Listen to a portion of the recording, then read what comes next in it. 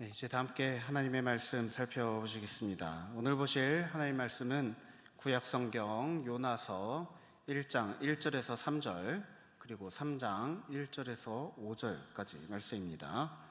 제가 가진 성경으로 구약성경 1287페이지에 있는 요나서 1장 1절에서 3절 또 3장 1절에서 5절 말씀, 이 시간 제가 봉독하겠습니다. 여호와의 말씀이 아미떼의 아들 요나에게 임하니라. 이르시되 너는 일어나 저 큰 성읍 니느웨로 가서 그것을 향하여 외치라. 그 악독이 내 앞에 상달되었음이니라 하시니라. 그러나 요나가 여호와의 얼굴을 피하려고 일어나 다시스로 도망하려 하여 욥바로 내려갔더니 마침 다시스로 가는 배를 만난지라.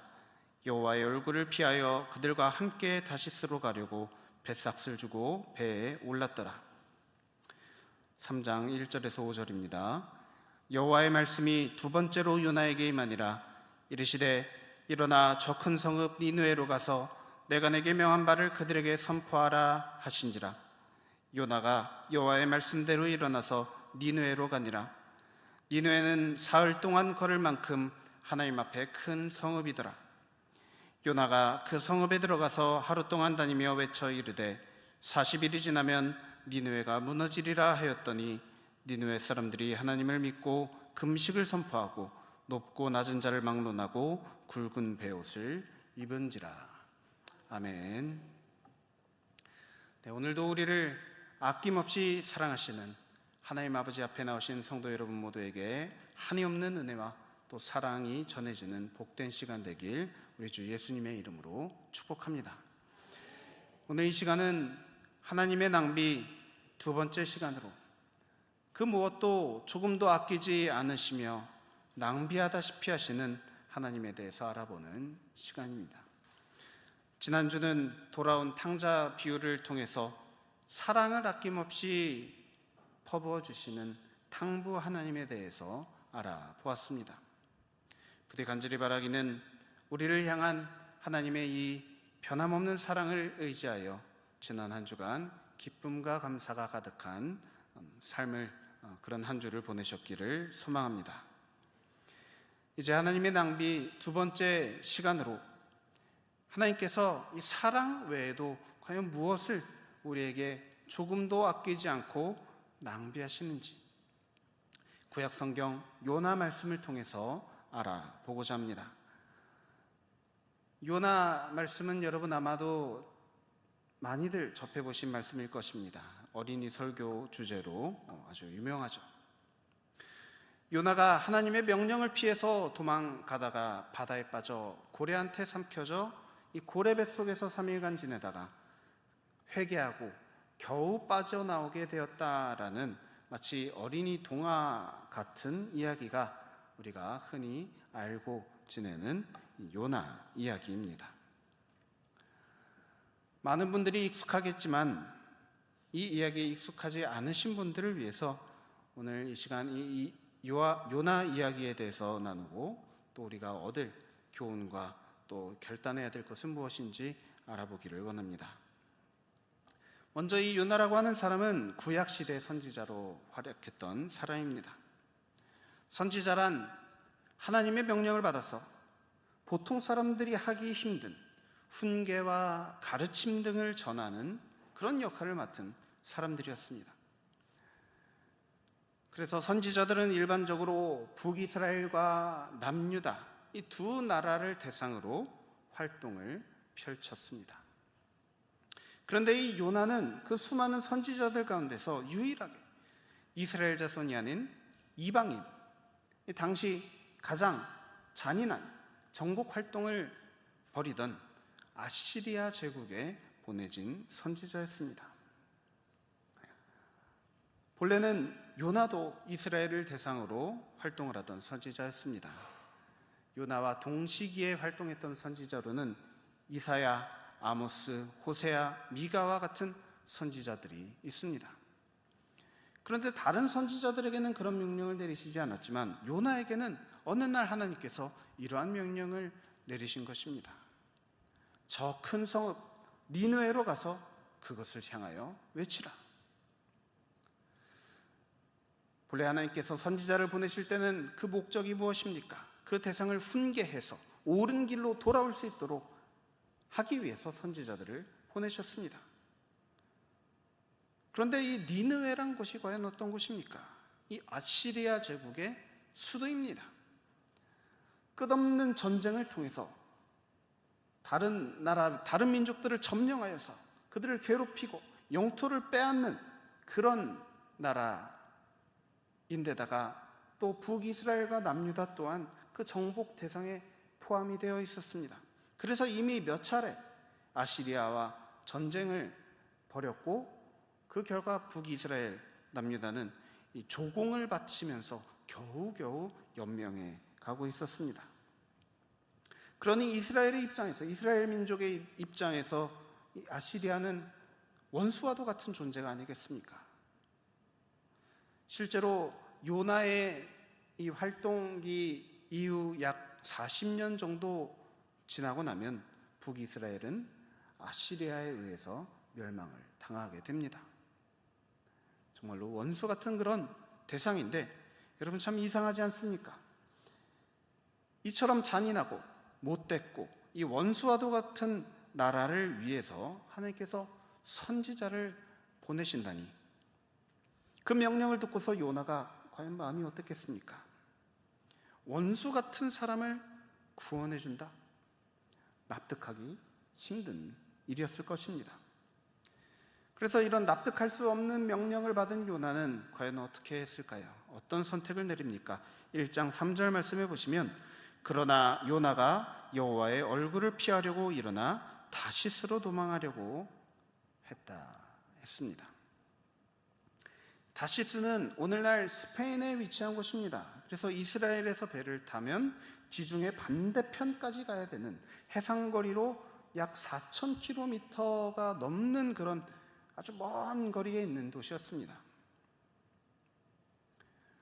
요나는 도저히 납득되지 않는 그런, 납득할 수 없는 그런 명령을 받고서 그가 명령받았던, 원래 가야 하는 목적지였던 이 니느웨의 정반대 방향에 있는 가장 멀리 있는 도시로 도망간 것입니다. 그런데 이 3절 말씀을 유심히 보면 요나가 과연 어떤 마음으로 이러한 결정을 했는지 알 수 있습니다. 여호와의 얼굴을 피하여 그들과 함께 다시스로 가려고 뱃삭을 주고 배에 올랐더라. 여호와의 얼굴을 피했다 했습니다. 이 말은 하나님이 보시지 못하는 것으로 떠나고자 했다는 겁니다. 누가 이런 결정을 내렸죠? 바로 요나, 하나님의 선지자라고 하는 사람이 이런 결정을 내린 것입니다. 자기가 따르기 싫다고, 따르기 힘든, 납득할 수 없는 명령을 받았다고 이렇게 하나님에게서 멀리 도망가고자 했던 모습이 바로 이 요나라고 하는 선지자의 모습이었습니다. 이후 어떤 일이 일어납니까? 다시스로 가는 배에 무사히 올라탄 요나는 얼마 지나지 않아서 별로 무사하지 못하게 됩니다. 바로 요나가 탄 배가 큰 폭풍에 휘말리게 된 것입니다. 이것이 1장 4절과 5절 말씀에 나옵니다. 여호와께서 큰 바람을 바다 위에 내리심에 바다 가운데 큰 폭풍이 일어나 배가 거의 깨지게 된지라. 사공들이 두려워하여 각각 자기의 신을 부르고 또 배를 가볍게 하려고 그 가운데 물건들을 바다에 던지니라. 그러나 요나는 배 밑층에 내려가서 누워 깊이 잠이 든지라. 선원들은 지금 이 배 안에 있는 짐을 다 내던져서라도 겨우겨우 살아내려고 각자 섬기는 신들에게 부르짖으면서 살기 위해 애쓰고 있는데, 요나는 어떻습니까? 그 처절한 모습을 보면서도 요나는 태연하게 배 밑층으로 내려가서 깊은 잠에 빠졌다는 겁니다. 이것도 능력이라면 능력이죠. 어떻게 이런 상황에서 잠을 잘 수 있습니까? 이것을 보면 이 요나라는 사람이 그 성향이 어떤지를 대략 짐작할 수 있습니다. 바로 엄청난 회피 성향이 있는 사람입니다. 처음에 니느웨로 가라는 명령을 받았을 때 그 명령을 피해서 도망가고자 다시스로 갔습니다. 또 풍랑이 불어서 배가 다 깨지려고 하는 모습을 보면서 요나는 그것이 자기 때문인 줄 알았습니다. 바다 위에까지 쫓아오신 하나님, 그 하나님을 피하고자 그가 갈 수 있는 가장 깊숙한 곳으로 바로 배 밑층을 내려가서 또 깊은 잠에 빠지게 된 것입니다. 이때 요나가 빠진 잠은 사실 피곤해서 졸려서 빠진 잠이 아니라 하나님을 피하고 싶은 요나의 마음속 깊은 곳에서부터 우러나온 어떤 자연스러운 반응이었습니다. 혹시 그 강아지를 키우시는 분들 계시면은 강아지가 혼날 때 어떻게 하는지 아시나요? 강아지를 막 혼내면 갑자기 하품을 합니다. 자는 척을 합니다. 듣기 싫다는 겁니다. 괴롭다는 겁니다. 피하고 싶은 겁니다. 요나는 강아지처럼 폭풍을 피해서 깊은 잠 속으로 달아나 버렸습니다. 그때 가판 위에서 선원들은 무엇을 하고 있었습니까? 각자 자기가 믿는 신들에게 기도를 하고 있었습니다. 왜 신들에게 기도를 하고 있었을까요? 왜냐하면 이것이 정상적인 상황이 아니기 때문입니다. 전혀 예상치 못했던 일이 일어났기 때문입니다. 당시 선원들이 폭풍이 이렇게 올 것을 알면서도 배를 띄웠으리라 생각은 되지 않습니다. 우리나라에도 태풍이 언제 찾아오죠? 여름이 돼야 찾아옵니다. 그러니까 이 정도로 강력한 폭풍이 부는 것은 정해진 때가 있다는 겁니다. 그래서 선원들이 배를 띄웠다라는 것은 그런 때가 아니라는 말이죠. 그런데 이런 폭풍을 만났다. 이것은 전혀 예상치 못했던, 있어서도 안 되고 있을 수가 없는 일이 일어났다는 겁니다. 그래서 이 선원들이 생각하기에 이것은 신의 노여움 때문에 일어난 것이다 라고 생각하고서 각자 기도에 힘쓴 것입니다. 그런데 모두가 다 기도를 하는데 상황이 변하지 않습니다. 모두가 다 기도하는데 단 한 사람, 누굽니까? 하나님의 선지자 요나는 배 밑창에서 잠을 자고 있었습니다. 그래서 선장이 배 밑에서 잠을 자고 있던 요나를 발견하고는 깨워서 일이 이 지경이 됐는데 도대체 뭐하고 있냐며, 네가 믿는 하나님께 기도를 하라고 선지자가 이방인에게 꾸짖은 것이 아니라 이방인이 선지자를 꾸짖는 아주 우스운 그런 일이 일어났습니다. 그리고 요나가 가판 위로 올라가자 모든 사람들이 요나를 주목하면서 과연 누구 때문에 이런 일이 일어났는가 한번 제비를 뽑아보자. 그 결과 요나가 뽑히게 됩니다. 애초에 요나는 이 일이 누구 때문에 일어났는지 너무나도 잘 알고 있었습니다. 자신 때문이라는 것이죠. 근데 아무 말도 안 하고 있다가 자신이 제비 뽑히게 되자 선원들에게 비로소 말합니다. 나 때문이니까 나를 바다에 던지라고. 나를 바다에 던지면 폭풍이 잠잠해질 거다. 바다가 잠잠해질 거다. 자, 그런데 그 사람들이 어떻게 했는지 아십니까? 옳았구나 하고 요나를 집어 던진 게 아니라 어떻게든 요나를 살려보려고 노를 저 배를 육지에다가 갖다 대려고 온갖 애를 썼습니다. 여러분, 요나는 이 선원들을 위기에 처하게 한 사람입니다. 선원들 입장에서는 이 사람이 왼수 같은 사람입니다. 그런데 선원들은 오히려 요나를 구하고자 했습니다.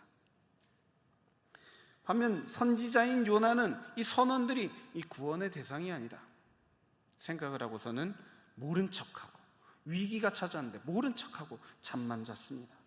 그런데 선원들은 요나를 구하려고 애썼죠. 누가 더 하나님의 사람 같습니까? 하지만 결국 이제 폭풍이 더 거세지자 결국 선원들은 요나의 말대로 그를 바다에 던지게 됩니다.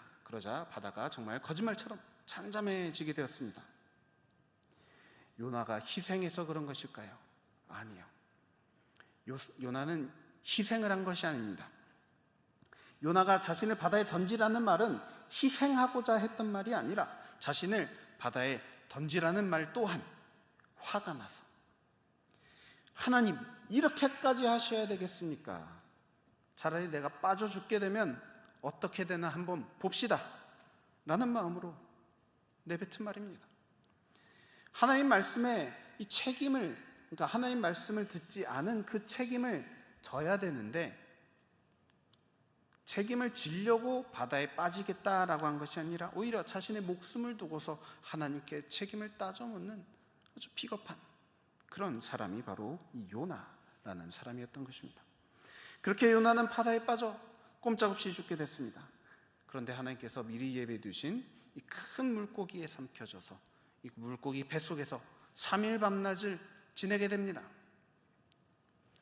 그리고 펼쳐지게 되는 요나 2장 말씀의 내용은 바로 요나가 물고기 뱃속에서 3일 동안 깨달은 것을 바탕으로 하나님께 드린 기도가 요나 2장 말씀에 등장합니다. 그때까지 요나는 단 한 번도 하나님께 기도하지 않았습니다. 하나님을 바라보는 것이 싫었습니다. 그런데 물고기 밥이 된 지 3일이 지나서야 비로소 기도를 드린 것입니다. 결국 요나는 하나님께 항복하고 맙니다. 죽을 수밖에 없는 자신을 살려주신 하나님의 은혜에 항복하겠노라며, 이처럼 오만하게 굴었던 자신을 용서해 주신 하나님께 항복하겠노라며 결단하고 기도를 드리자 하나님은 요나를 물고기 뱃속에서 나오게 하셨다라는 것이 요나서 2장의 내용입니다. 그리고 이어진 3장 말씀은 구사일생으로 목숨을 건진 요나에게 하나님이 다시 한번 니느웨로 가라 명령을 하십니다. 그런데 웬일로 이번에는 요나가 순순히 그 명령을 따릅니다. 그래서 3절에 보면 요나가 여호와의 말씀대로 일어나서 니느웨로 가니라. 니느웨는 사흘 동안 걸을 만큼 하나님 앞에 큰 성읍이더라 라고 했습니다. 여기서 보시면 니느웨는 사흘을 걸어야 끝에서 끝까지 갈 수 있는 엄청난 규모의 도시였습니다. 그러면 못해도 사흘 동안, 3일 동안은 부지런히 돌아다니면서 하나님 말씀하라고 하신 그 말씀을 열심히 전해야 될 거 아닙니까? 자, 그런데 요나가 어떻게 했을까요? 4절 말씀입니다. 요나가 그 성읍에 들어가서 하루 동안 다니며 그리고 외쳐 이르되 40일이 지나면 니느웨가 무너지리라 하였더니, 고작 하루 동안만 외치고 다녔다는 겁니다. 사흘을 다녀야 되는데, 3일을 다녀야 되는데 딱 하루만, 게다가 그 내용도 별게 없습니다. 40일이 지나면 니느웨가 무너지리라. 보통 선지자들이 하나님의 말씀을 전할 때면은 이런 벌이 기다리고 있으니 이것을 피하려면 너희들이 어떻게 해야 된다 라는 말을, 그러니까 어떤 일이 기다리고 있고 그것을 피하기 위해서는 어떻게 해야 된다까지, 문제와 해결책까지 다 이야기해 줍니다. 그런데 요나는 그런 중요한 말은 다 빼먹고 다짜고짜 40일 후 니느웨 무너진다, 마치 하기 싫은데 억지로 하는 사람처럼 보이죠. 그런데 정말로 희한한 일이 일어납니다. 정말 이렇게 보잘것없는, 정말 너무나도 간단한 말만 하고 다녔는데, 그것도 하루밖에 그 말을 하지 않았는데, 이 말을 듣자마자 니느웨 사람들이 너나 할 것 없이 베옷을 입고 금식하며 하나님께 기도를 드렸다는 것입니다. 5절 말씀입니다. 니느웨 사람들이 하나님을 믿고 금식을 선포하고 높고 낮은 자를 막론하고 굵은 베옷을 입은지라. 그리고 심지어 니느웨의 왕, 아시랴의 왕이죠. 아시랴의 왕도 이 말을 듣고서 베옷을 입고 회개의 기도를 드렸다 했습니다. 그리고는 이렇게 말합니다. 9절 말씀입니다. 하나님이 뜻을 돌이키시고 그 진노를 그치사 우리가 멸망하지 않게 하시리라. 그렇지 않을 줄을 누가 알겠느냐. 여러분, 누가 더 하나님 잘 믿는 사람처럼 행동하고 있습니까? 하나님의 선지자 요나입니까? 아니면 니느웨 사람들과 왕입니까? 어떻게 이 니느웨 사람들, 심지어 왕까지도 이런 반응을 보일 수 있었던 것일까요? 너무나도 신기하지 않습니까? 실제 역사 속 기록에는 이 아시리아가, 이 요나가 활동할 당시에 아시리아는 이 북쪽에 위치한 이 우라르트라는 왕국과 연이은 전투로 인해서 이 국력이 상당히 쇠해 있던 상태였다라고 합니다. 그리고 또 이뿐만 아니라 이처럼 단숨에 하나님 앞에 엎드리게 될 정도로 심리적으로 이 연약해진 어떤 일들이 연달아 일어났던 것으로 보입니다. 그래서 또 다른 기록에 따르자면 이맘쯤에 대낮에 하늘이 어둡게 변하는 일식이 일어났다라고 합니다. 그러니까 이 외에도 어떤 사건들이 있었는지 모르겠지만 이러한 일련의 사건들로 인해서 요나가 그처럼 불량한 태도로 전한 짧은 한마디 40일 후 니느웨 무너진다라는 이 단 하루 만에 이 말씀 전파에도 온 성읍이 회개하는 그런 놀라운 일이 일어나게 된 것입니다. 심지어 요나는 회개해야 된다라는 말을 하지도 않았습니다. 그런데 사람들이 먼저 금식하며 회개했죠. 그 정도의 마음 상태가 이미 이 니느웨 사람들에게 있었던 것입니다. 아마도 요나는 이 니느웨 사람들을 회개시키려면 어떻게 해야 될까? 저 잔인하고 저런 나쁜 사람들을 어떻게 회개시키나 고민했을 텐데 실제로 요나가 했어야 했던 말은 그냥 한마디, 40일 후 니느웨가 무너질 것이다. 아이러니하게도 요나가 내뱉은 이 무너질 것이다 라는 말은요, 이 단어는 달라진다라는 의미를 갖고 있기도 합니다. 그런 의미로 보면 요나의 말이 전혀 다르게 보이죠. 40일 후 니느웨가 무너질 것이다가 아니라 40일 후 니느웨가 달라질 것이다, 회복될 것이다 라는 말입니다. 실제로 니느웨 왕이 그렇게 기도했던 것처럼 3장 10절 말씀을 보시면 하나님께서 이렇게 말씀하십니다. 하나님이 그들이 행한 것 곧 그 악한 길에서 돌이켜 떠난 것을 보시고 하나님이 뜻을 돌이키사 그들에게 내리리라고 말씀하신 재앙을 내리지 아니하시니라. 요나가 말한 이 무너지리라 라는 말의 다른 뜻인 달라지리라, 이 말대로 정말로 니느웨는 회개하고 달라지고 하나님의 용서를 받게 되었습니다. 반면 니느웨가 하나님의 용서의 대상이 되는 것이 싫어서 말씀을 제대로 전하지도 않았던 이 하나님의 선지자 요나는 이처럼 달라지는 니느웨의 모습을 보며 어떻게 반응했을까요? 4장 1절을 보시면 이렇게 반응했다고 합니다. 요나가 매우 싫어하고 성내며, 아니 자신의 말을 듣고서, 자신이 전한 그 말씀을 듣고서 사람들이 변했다면 기뻐해야 되는 거 아닙니까? 좋아해야 되는 거 아닙니까? 그런데 싫어하고 성냈다 했습니다.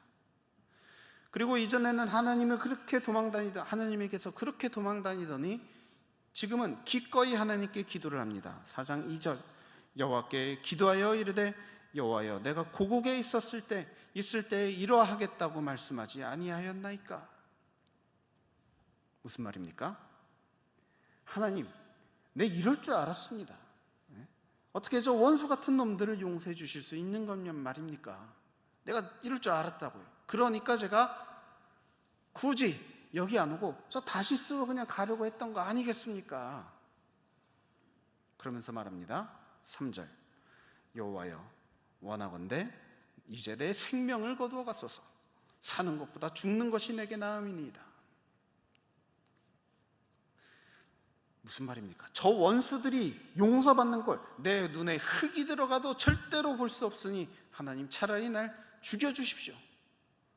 있는 대로 지금 하나님께 화를 내고 있는 모습입니다. 여러분, 무언가 잘못돼도 크게 잘못되지 않았습니까? 용서를 받아 마땅하지 못한 대상이라고 여겨졌던 아시리아 백성들은 지금 회개하고 있고 용서받고 구원받았는데, 정작 하나님의 선지자, 하나님을 잘 믿는 하나님의 백성이라고 하는 이 요나는 하나님을 피해 도망 다니다가 겨우겨우 끌려와서 이제는 순종하나 했더니 하나님께 온갖 화를 다 내고 있는 상황입니다. 여러분, 누가 더 하나님의 용서가 필요한 상태입니까? 바로 하나님의 사람이라고, 하나님의 백성이라고, 하나님의 선지자라고 불리는 그 요나가 하나님의 용서가 가장 필요한 상태였던 것입니다. 아마도 하나님의 사람이 아니었다면 진작에 이 저주의 대상, 멸망의 대상이 되었을 것입니다. 하지만 하나님은 이런 요나도 끝까지 참으시고 아낌없는 사랑을 베풀어 주시는 분이셨습니다. 하나님은 왜 저런 사람도 사랑해 주시지, 왜 저런 사람도 용서해 주시지 싶을 정도로 아낌없는 용서를 베푸시는 분이 바로 우리가 믿는 우리의 하나님 아버지이십니다. 그래서 천둥벌거숭이처럼 무서운 줄 모르고 까부는 요나를 이 고래 뱃속에도 집어넣었다가 나오게 하시고, 또 니느웨가 어떻게 되려나 이 구경하고 있는, 40일 후에 어떻게 되려나 구경하고 있는 요나를 끝까지 부드럽게 타일르시며 기다려 주셨습니다. 요나는 말씀드린 대로 니느웨가 어떻게 되려나 가만히 지켜보고 있었습니다. 그런데 자신의 이 햇빛을 가려주던 박넝쿨이 있었는데, 이 박넝쿨이 사라지자 또다시 한번 하나님께 화를 내면서 이번에는 아예 화를 참으려고 하려는 이 노력조차 하지 않습니다. 그런 요나에게 하나님은 왜 니느웨를, 용서받기 힘들어 보이는 대상인 니느웨도 용서해 주셨는지를 이렇게 말씀하십니다. 4장 10절과 11절 말씀입니다. 이 시간 4장 10절과 11절 말씀 저와 함께 한 목소리로 읽어주시면 감사하겠습니다. 여호와께서 이르시되 내가 수고도 아니하였고 재배도 아니하였고 하룻밤에 났다가 하룻밤에 말라버린 이 박넝쿨을 아꼈거든 하물며 이 큰 성읍 니느웨에는 좌우를 분별하지 못하는 자가 12만여 명이요 가축도 많이 있나니 내가 어찌 아끼지 아니하겠느냐 하시니라. 아멘. 그렇습니다, 여러분. 하나님은 이 세상 그 누구도 멸망당해 죽어 마땅한 존재라고 여기지 않으시는 분이라는 것을 이 말씀을 통해서 우리가 깨닫습니다. 우리는 생각합니다. 어떻게 저런 사람이 용서를 받을 수 있는가? 어떻게 저런 죄를 저지른 사람도 구원을 받을 수 있는가? 우리의 생각과 기준에 맞지 않는 사람들은 하나님의 구원과 용서가 합당하지 못하다라는 그런 신념을 갖고 살아갑니다. 그런데 정작 하나님은 뭐라고 말씀하시는 겁니다? 무엇이라고 말씀하시는 겁니까? 그 누구도 나의 용서의 대상이 되는 것을 방해할 수 없다. 니느웨 사람들, 아나무인의 끝판왕 요나까지도 끝까지 기다려주시고 용서하여 주시는 분이라는 것을 말씀을 통해서 보여주셨습니다. 이 이야기의 이제 뒷내용은 사실 기록에 남아있지 않지만 아마도 하나님은 요나가 스스로 죄를 깨닫고 회개하기까지 끝까지 참고 기다려 주셨을 것입니다. 그렇습니다, 여러분.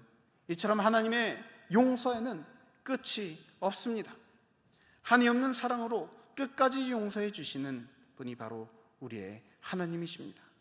그 하나님께서 저와 여러분 또한 사랑해 주셔서 기다려 주시고 회개하게 하여 주시고 용서하여 주시고 또 구원받게 해주시는 줄 믿습니다. 자격 있는 자들이 이러한 은혜를 받습니까? 그렇지 않습니다. 자격 없는 자들에게 기꺼이 내어주시는 이 낭비스러운 하나님의 사랑, 낭비스러운 하나님의 용서, 낭비스러운 하나님의 이 구원이 오늘날을 살아가고 있는 바로 저와 여러분을 살려주시는 줄 믿습니다. 우리가 믿는 하나님이 정말로 그런 분이시라는 것을 마음으로 믿고 그런 하나님께 우리의 삶을 온전히 내맡기는 사랑하는 성도 여러분 모두들 되시기를 우리 주 예수님의 이름으로 간절히 축원합니다. 함께 기도하겠습니다. 사랑과 은혜가 충만하신 하나님 아버지, 놀라운 사랑과 또 인내로 우리를 참아주시고 또 용서하여 주시는 하나님을 오늘 묵상하게 하여 주시니 감사드립니다. 주님, 우리는 참으로 요나와 같이 하나님의 사랑을 믿고서 정말 오만방자하게 하나님의 사랑을 남용하는 그러한 부끄러운 삶을 살아가고 있음을 우리 스스로 깨닫습니다. 주님, 이런 우리들의 이런 오만함을 주님 용서하여 주시고 우리가 주님의 사랑받기에, 주님의 은혜받기에, 주님의 용서받기에 합당한 그러한 삶을 살아내도록 주님 알려주시고 인도하여 주시옵소서. 우리로 하여금 날마다 성령의 가르침을 받게 하여 주셔서 우리가 무엇을 어떻게 해야 되는지 모르지 않도록 주님 도와주시고 주님이 말씀하여 주신 것, 주님이 알려주신 것을 그대로 잘 순종할 수 있는 그러한 겸손한 마음을 우리에게 허락하여 주시옵소서. 우리의 순종을 통해 주님의 그런 사랑과 용서를 날마다 경험하는 그런 복된 삶이 될 수 있도록 인도하여 주시기를 간절히 소망하오며 이 모든 것을 살아계신 우리 주 예수 그리스도의 이름으로 간절히 기도드립니다. 아멘.